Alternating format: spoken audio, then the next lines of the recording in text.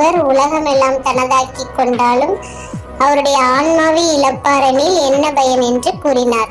புனித பிரான்சிஸ் சவேரியாருக்கு அவருடைய வார்த்தைகள் மனதில் சிறிது சிறிதாக மாற்றத்தை ஏற்படுத்தியது. புனித இஞ்ஞாசியார் கல்லூரி மாணவர்களுக்கு மறைக்கல்வி வகுப்பு எடுப்பதையும் ஆன்மீக பயிற்சி கொடுப்பதையும் தூர நின்று பார்த்தார். இறுதியாக புனித பிரான்சிஸ் சவேரியாரிடம் புனித இஞ்ஞாசியார் என்ன சொல்கிறீர்கள் என்று கேட்க, அதற்கு புனித பிரான்சிஸ் சவேரியார், நீங்கள் என்னை வென்று விட்டீர்கள், குருவானவராக நான் சம்மதிக்கிறேன் என்று கூறினார். புனித இஞ்ஞாசியாருடன் பீட்டர் ஃபேபர், புனித பிரான்சிஸ் சவேரியார், ஸ்பெயின் நாட்டைச் சேர்ந்த கல்லூரி மாணவர்களான டியகோ லயனஸ், அல்பன்சோ சால்மிரான் என்ற இருவரும், சைமன் ரொட்ரிகஸ், நிக்கோலஸ் போபடிலா என்ற இரு கல்லூரி பேராசிரியர்களும் மொத்தம் 7 பேர் இணைந்து சேசு சபையை ஆரம்பித்தனர். தாங்கள் ஆரம்பித்த துறவர சபைக்கு என்ன பெயர் வைக்கலாம் என்று கலந்தாலோசித்தனர்.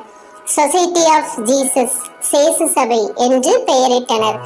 நாம் மோட்சத்திற்கு செல்ல என்ன செய்ய வேண்டும் என்று கலந்துரையாடிய போது, நம் புனிதர் கடவுளிடம் துன்பங்களை நிறைய தர வேண்டும் என்று ஜெபிப்போம், துன்பங்களின் வழியாக நாம் மோட்சத்தை அடைய முடியும் என்று கூறினார்.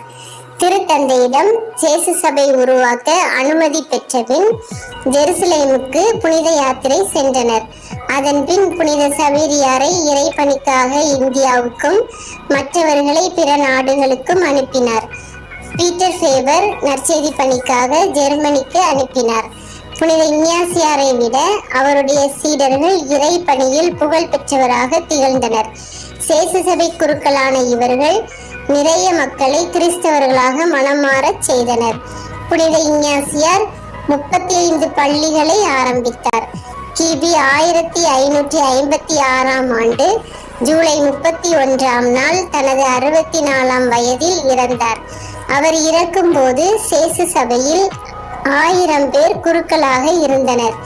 கிபி 1622 திருத்தந்தை கிரகோரி புனிதர் பட்டம் கொடுத்தார்.